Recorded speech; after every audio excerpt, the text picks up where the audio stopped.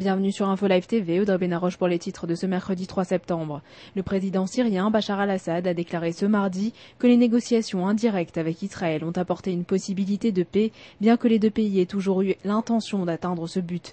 L'isolement de la Syrie par rapport à l'Occident prendra probablement fin ce mercredi à Damas. En effet, le président français Nicolas Sarkozy, en tant que président en exercice de l'Union européenne, se rendra dans la capitale syrienne pour assister à un sommet consacré aux discussions indirectes syro-israéliennes.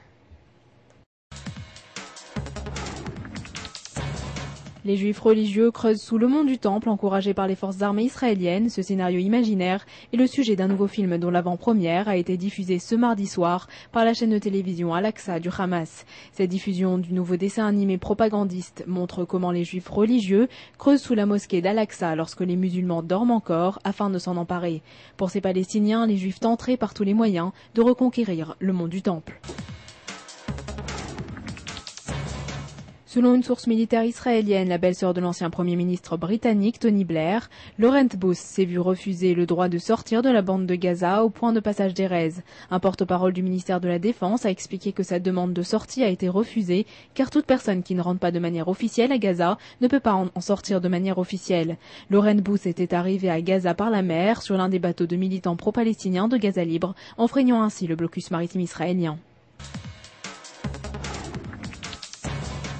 La mère de l'ancien réserviste Udi Goldwasser, dont le corps a été récemment rendu par le Hezbollah après avoir été capturé au début de la Seconde Guerre du Liban, a déclaré qu'elle prendrait part aux élections municipales de Nahariya. Miki Goldwasser pourrait se joindre au parti du maire Jackie Sabag. L'avocat Oshri Shlouch, candidat aux élections municipales de Nahariya, a critiqué la décision de Miki Goldwasser de briguer un poste au conseil municipal sur la liste de son principal concurrent. Le sénateur Joe Biden, candidat au poste de vice-président en cas d'élection de Barack Obama à la Maison-Blanche, a déclaré que le candidat du Parti démocrate serait un fervent protecteur de l'État d'Israël et a affirmé que l'État hébreu était moins en sécurité aujourd'hui que lorsque Bush avait pris fonction. Biden a exposé ses opinions quant aux problèmes auxquels doit faire face Israël devant des centaines de personnes au centre de retraite de Broward County en Floride et a ajouté qu'Obama se tiendrait à ses côtés.